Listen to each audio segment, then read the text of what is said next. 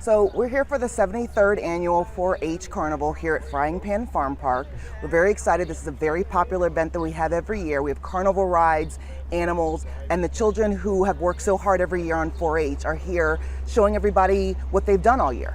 So Frying Pan Farm Park was acquired over 60 years ago. It's the oldest working farm in the county, and it's really where you can come and learn where your food comes from and how agriculture really works, especially here in Fairfax County. And it's just an opportunity for people to come, people who've never been here before, first time coming, to really see the animals and see what we do here at Frying Pan Farm Park, but also to meet other people in the community and really fellowship around this event.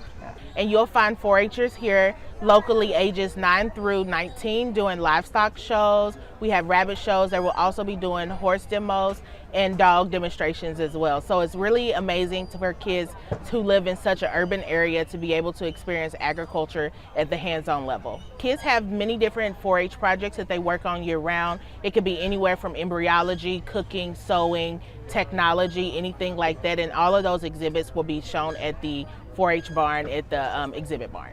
Well, we're here at Frying Pan Farm Park, and it's such a wonderful place to experience farm life.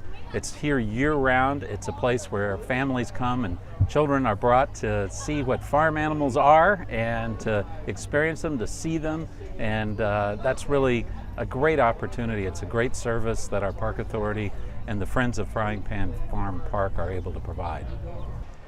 You know, this is an event I always look forward to at Frying Pan Farm Park.